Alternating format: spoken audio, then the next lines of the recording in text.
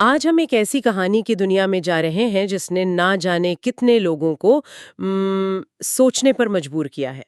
Franz کافکا کی metamorphosis.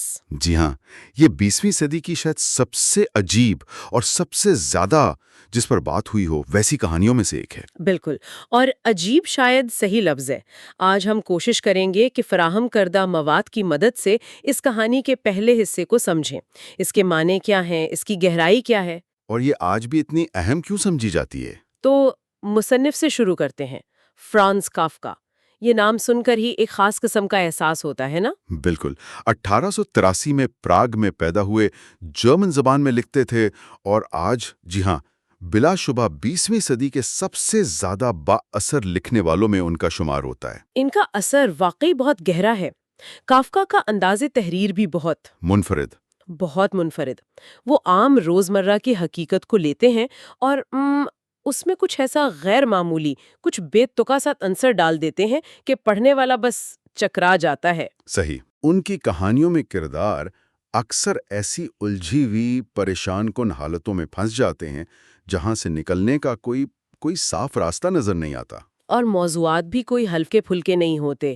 تنہائی، جی بڑے اداروں، بیوروکریسی کا وہ بے حس نظام، بالکل، اپنی ذات کو لے کر بے چینی جسے شاید ایگزسٹینشل انگزائٹی کہتے ہیں، اور یہ جو جدید زندگی کی بھاگ دوڑ ہے، دباؤ ہے، یہ سب بار بار نظر آتا ہے۔ اور ایک دلچسپ بات یہ بھی ہے، جیسا آپ نے ذکر کیا کہ اپنی زندگی میں انہوں نے بہت کم شائع کروایا۔ ان کی زیادہ تر مشہور چیزیں جیسے دا ٹرائل یا دا کیسل، ہاں، وہ تو ان کی موت کے بعد ان کے دوست میکس بروڈ نے شائع کروائیں، حالانکہ کافکا کی وصیت تھی کہ انہیں جلا دیا جائے۔ یہ بھی ایک عجیب ستم ظریفی ہے نا؟ بالکل، اور آج تو کافسکیسک یہ باقاعدہ ایک لفظ بن چکا ہے، مطلب ایسی صورتحال جو بہت پیچیدہ ہو، ڈراؤنی لگے، سمجھ سے باہر ہو۔ ہاں، اور خاص طور پر جب کسی بڑے سسٹم یا بیوروکریسی کی وجہ سے انسان خود کو بالکل بے بس محسوس کرے۔ یہی تو ان کے کام کی طاقت ہے کہ ایک لفظ میں پورا احساس سے مٹایا ہے۔ تو اب آتے ہیں اصل کہانی پر، میٹامورفوسس۔ 1915 میں شائع ہوئی نسبتاً مختصر کہانی ہے، یا ناولٹ کہہ لیں۔ نویلا، جی شاید ان کا سب سے مشہور کام، اور اس کی شروعات ہی ایسی ہے جو قاری کو ہلا کر رکھ دیتی ہے۔ جی ہاں، وہ پہلا جملہ، گریگر سامسا ایک ٹریولنگ سیلز مین ایک صبح کچھ پریشان کن خوابوں کے بعد جاگتا ہے تو خود کو اپنے بستر پر ایک بہت بڑے خوفناک کیڑے میں تبدیل پاتا ہے۔ ہاربل ورمن کا لفظ استعمال ہوا ہے، سوچ کر یہ عجیب لگتا ہے۔ اور تفصیلات بھی ہیں کہ پیٹھ کسی ڈھال کی طرح سخت، آرمر لائک بیک، پیٹ بھورا، کمان جیسی لکیروں سے سخت حصوں میں بٹا ہوا، جی اور وہ بہت سی پتلی پتلی ٹانگیں جو بے بسی سے پھڑ پھڑا رہی ہیں۔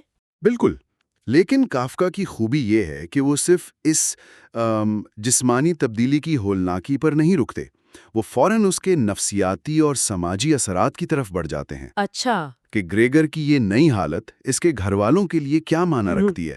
شرمندگی، خوف، ناپسندیدگی، اور خود گریگر؟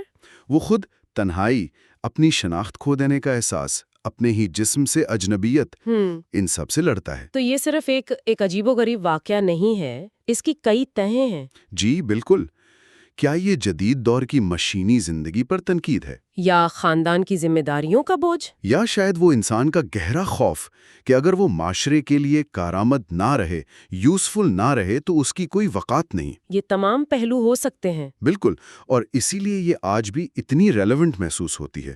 یہ پڑھنے والے کو مجبور کرتی ہے کہ وہ انسانی وجود، رشتوں، معاشرے میں فرد کی جگہ، ان سب کے بارے میں سوچے، وہ بھی ایک ایسی عجیب کہانی کے ذریعے۔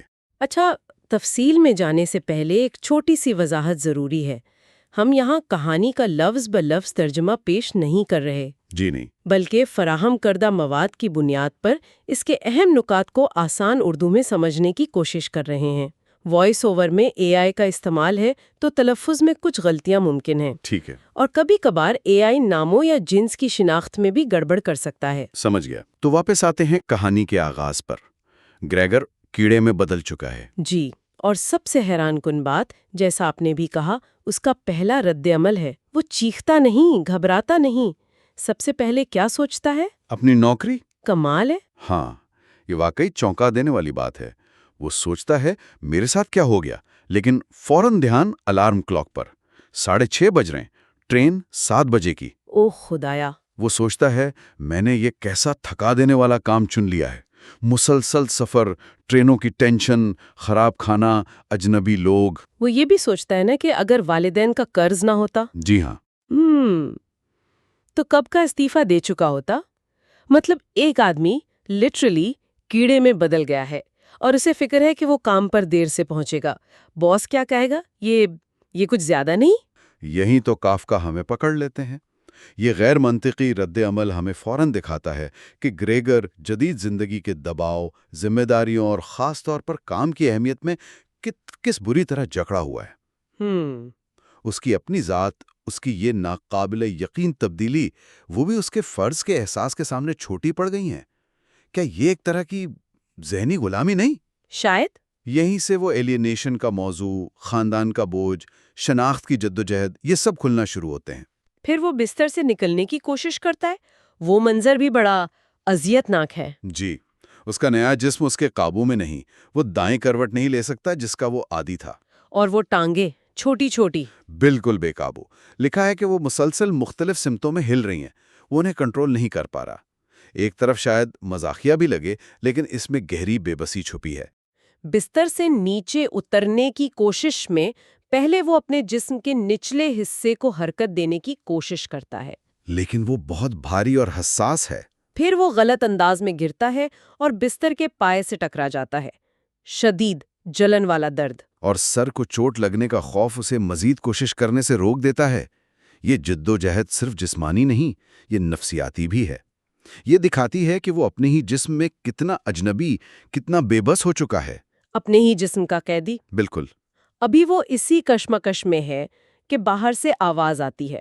6:45 بجے دروازے پر ماں کی آواز، گریگر 6:45 بج گئے، تم کہیں جانا نہیں چاہتے تھے؟ گریگر جواب دینے کی کوشش کرتا ہے، لیکن آواز بالکل بدل چکی ہے۔ ایک عجیب، تکلیف دہ اور بے قابو چیخ جیسی آواز نکلتی ہے۔ الفاظ سمجھ نہیں آتے۔ ماں شاید سمجھ نہیں پاتی یا نظر انداز کر دیتی ہے اور چلی جاتی ہے، لیکن پھر باپ ایک دروازے پر، بہن دوسرے دروازے پر دستک دیتی۔ جی، ان کی آوازوں میں فکر ہے۔ گریگر، کیا ہوا؟ طبیعت ٹھیک ہے؟ گریگر انہیں بھی جواب دیتا ہے، میں بس تیار ہوں۔ بہت احتیاط سے بولنے کی کوشش کرتا ہے، جیسے آواز کا عجیب پن چھپ جائے۔ لیکن دروازہ کھولنے کا نہیں سوچتا۔ نہیں، بلکہ اپنی پرانی عادت پر خوش ہوتا ہے کہ وہ رات کو دروازے لاک کر لیتا تھا۔ یہ بھی عجیب ہے۔ ہاں، وہ اب بھی اپنی پرانی محتاط عادتوں میں پناہ ڈھونڈ رہا ہے، جبکہ اس کی پوری حقیقت بدل چکی ہے۔ شاید یہ ڈینائل ہے یا معمول پر قائم رہنے کی ایک مایوس کن کوشش۔ ہو سکتا ہے۔ پھر 7:15 بجے باہر فلیٹ کے دروازے کی گھنٹی بجتی ہے۔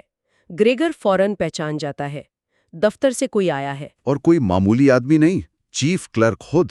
گریگر کے ذہن میں فوراً غصہ اور مایوسی آتی ہے نا؟ وہ سوچتا ہے کہ یہ کمپنی کتنی شکی ہے، ذرا سی غیر حاضری پر فوراً چیف کلرک کو بھیج دیا۔ کیا وہ سمجھتے ہیں کہ سارے ملازم کام چور ہیں؟ کیا یہ ضروری تھا کہ پورے خاندان کے سامنے یہ تماشا کیا جائے؟ باہر چیف کلرک اور والدین کی باتیں سنائی دیتی ہیں۔ ماں کہتی ہے وہ ٹھیک نہیں، باپ یقین دلاتا ہے وہ ابھی آتا ہے۔ اور چیف کلرک کا لہجہ سخت اور رسمی۔ وہ کہتا ہے کاروباری لوگوں کو چھوٹی موٹی بیماریوں کو نظر انداز کرنا پڑتا ہے کیونکہ بزنس زیادہ اہم ہے۔ اور پھر وہ ایک لمبی تقریر شروع کرتا ہے جو گریگر بند دروازے کے پیچھے سنتا ہے۔ جی، گریگر پر غیر ذمہ داری، سستی، والدین کو پریشان کرنے، کام میں لاپرواہی، سب کا الزام لگاتا ہے۔ اس کی پچھلی کارکردگی پر بھی عدم اطمینان کا اظہار کرتا ہے اور اشارہ دیتا ہے کہ نوکری خطرے میں ہے۔ یہاں وہ کافکاسک دنیا پوری طرح سامنے آ جاتی ہے۔ فرد کی ذاتی پریشانی، اس کا بحران، سسٹم کی نظر میں اس کی کوئی اہمیت نہیں۔ کوئی اہمیت نہیں، بس اصول، ضابطے، منافع۔ گریگر کی حالت ثانوی ہے، اس کی غیر حاضری اور کمپنی کے اصول اولین ہے۔ فرد سسٹم کے سامنے بالکل بے بس ہے۔ چیف کلرک کی باتوں سے گھبرا کر اور شاید اپنی صفائی دینے کی ایک آخری کوشش میں گریگر آخر کار دروازہ کھولنے کا فیصلہ کرتا ہے۔ وہ چیخ کر کہتا ہے کہ وہ فوراً کھول رہا ہے، اسے بس تھوڑا چکر آ رہا تھا، لیکن اب وہ بہتر ہے اور جلد دفتر پہنچے گا۔ لیکن دروازہ کھولنا وہ بھی ایک اور مشکل مرحلہ ہے۔ ہاتھ تو ہے نہیں ہے۔ وہ چابی کو پکڑنے اور گھمانے کے لیے اپنے منہ اور مضبوط جبڑے کا استعمال کرتا ہے۔ اس کوشش میں اس کے منہ سے ایک بھورے رنگ کا سیال مادہ نکلتا ہے۔ اوہ، کتنا کراہیت آمیز منظر ہے۔ جی جب آخرکار لاک کھلتا ہے اور دروازہ تھوڑا سا کھلتا ہے، باہر کھڑے لوگوں کا رد عمل۔ چیف کلرک ایک بلند اوہ کہتا ہے اور خوف سے پیچھے ہٹنا شروع کر دیتا ہے، جیسے کوئی اندیکھی طاقت اسے دھکیل رہی ہو۔ گریگر کی ماں، جس کے بال پریشانی میں بکھرے ہوئے ہیں، پہلے باپ کو دیکھتی ہے، پھر گریگر کی طرف 2 قدم بڑھاتی ہے اور وہیں فرش پر گر جاتی ہے۔ اور باپ کا رد عمل غصہ اور دشمنی۔ وہ مٹھیاں بھینچ لیتا ہے، جیسے گریگر کو واپس اندر دھکیلنا چاہتا ہو۔ گریگر، جو ابھی دروازے میں ہی اٹکا ہوا ہے، صرف اپنا آدھا جسم اور جھکا ہوا سر ہی دیکھ پاتا ہے۔ مکمل افراتفری اور خوف کا عالم ہے۔ یہ وہ لمحہ ہے جب حقیقت سب پر کھلتی ہے۔ گریگر کی تبدیلی اب صرف اس کا ذاتی مسئلہ نہیں رہی۔ نہیں، اب یہ اس کے خاندان اور باہر کی دنیا، یعنی چیف کلرک کی صورت میں، ان کے لیے بھی ایک صدمہ بن گئی ہے۔ اس شدید گھبراہٹ میں بھی گریگر اب بھی صورتحال سنبھالنے کی کوشش کرتا ہے۔ وہ چیف کلرک کو مخاطب کرتا ہے، حالانکہ جانتا ہے شاید وہ سمجھ نہ سکے۔ وہ کہتا ہے کہ وہ ضدی نہیں، اسے کام پسند ہے، وہ ابھی نمونے پیک کر کے نکل جائے گا۔ کمپنی سے لیے قرض، خاندان کی ذمہ داریوں کا واسطہ دیتا ہے۔ اور درخواست کرتا ہے کہ دفتر میں اس کے خلاف بات نہ کی جائے۔ یہ کتنا المناک لمحہ ہے۔ وہ اب بھی ایک ذمہ دار ملازم اور بیٹے کی طرح بات کرنے کی کوشش کر رہا ہے، لیکن اس کی حالت، اس کی آواز۔ چیف کلرک اس کی آواز سن کر کہتا ہے، یہ تو کسی جانور کی آواز تھی۔ مطلب کمیونیکیشن کا ہر راستہ بند۔ وہ اب انسانوں کی دنیا کا حصہ نہیں رہا۔ بالکل۔ چیف کلرک تو گریگر کی بات سننے کے بجائے خوف سے مڑتا ہے اور تیزی سے بھاگ جاتا ہے، سیڑھیوں کی طرف۔ رکنے کی کوشش میں دروازے سے باہر نکلتا ہے اور اپنی بہت سی ٹانگوں پر گر جاتا ہے، لیکن ایک لمحے کے لیے اسے اپنا جسم قابو میں محسوس ہوتا ہے جب ٹانگیں فرش پر ٹکتی ہیں۔ اچھا، ایک چھوٹا سا لمحہ؟ جی، ایک چھوٹا سا لمحاتی احساس کنٹرول اس پوری افراتفری میں۔ مگر یہ لمحہ بھی جلد ختم ہو جاتا ہے۔ ماں کافی گرنے پر چیختی ہے اور بھاگ کر باپ کی باہوں میں چھپ جاتی ہے۔ اور اب باپ پوری طرح ایکشن میں آتا ہے۔ وہ چیف کلرک کی چھوڑی ہوئی چھڑی اور میز سے ایک اخبار اٹھاتا ہے اور گریگر کو واپس کمرے میں دھکیلنا شروع کر دیتا ہے۔ پاؤں پٹکتا ہے اور غصے میں ہنس ہنس کی آوازیں نکالتا ہے، جیسے کسی جنگلی جانور کو ہانک رہا ہو۔ بالکل۔ گریگر پیچھے نہیں ہٹ سکتا، اس کا جسم مڑنے میں بھی دقت محسوس کرتا ہے۔ باپ اسے چھڑی سے مارنے کی دھمکی دیتا ہے۔ کمرے کا دروازہ تنگ ہے، وہاں سے گزرنے کی کوشش میں وہ پھنس جاتا ہے، اس کا ایک پہلو بری طرح زخمی ہو جاتا ہے، اور دروازے کی سفید لکڑی پر گندے بھورے نشان پڑ جاتے ہیں۔ اور آخر میں باپ اسے پیچھے سے ایک زوردار دھکا دیتا ہے۔ اوہ خدایا! گریگر خون بہاتا ہوا کمرے کے اندر دور جا گرتا ہے۔ دروازہ زور سے بند کر دیا جاتا ہے، شاید چھڑی سے، اور پھر خاموشی، مکمل خاموشی۔ تو پہلے باپ کے اختتام پر صورتحال یہ ہے، گریگر نہ صرف جسمانی طور پر بدل چکا ہے، بلکہ اپنے ہی باپ کے ہاتھوں زخمی ہو کر اپنے کمرے میں قید ہو گیا ہے۔ باہر کی دنیا سے رابطہ مکمل طور پر ختم۔ یہ پہلے حصے کا ایک بہت ہی تاریک اور پریشان کن اختتام ہے۔ کافکا نے بڑی مہارت سے روزمرہ کی معمولی باتوں، کام کی فکر، وقت کی پابندی، دفتر کا دباؤ کو اس انتہائی غیر معمولی واقعے کے ساتھ بن دیا ہے۔ یہ تضاد ہی کمال کا ہے۔ جی یہ تضاد ہی جدید زندگی کی بے معنیت کو ظاہر کرتا ہے کہ کیسے ایک اتنا بڑا ذاتی بحران بھی معمولات کے نیچے دب جاتا ہے۔ گریگر کا کیڑا بن جانا، اس کی علامتیں بہت گہری ہو سکتی ہیں۔ شاید یہ اس کی اپنی نظروں میں اپنی قدر کھو دینے کی علامت ہے، یا معاشرے کی نظروں میں جب تک وہ کما رہا تھا، مفید تھا، تب تک ٹھیک تھا، اب وہ ایک بوجھ، ایک خوفناک چیز بن گیا ہے۔ اور بات چیت کا مکمل طور پر ختم ہو جانا، یہ بھی ایک بڑا نکتہ ہے۔ بہت بڑا۔ گریگر سوچ سکتا ہے، محسوس کر سکتا ہے، لیکن اپنی بات دوسروں تک نہیں پہنچا سکتا۔ یہ تنہائی کی انتہا ہے۔ اس کی آواز جانور کی آواز سمجھی جاتی ہے۔ یہ ایلینیشن کی حتمی شکل ہے۔ خاندان کا رد عمل بھی بہت پیچیدہ ہے۔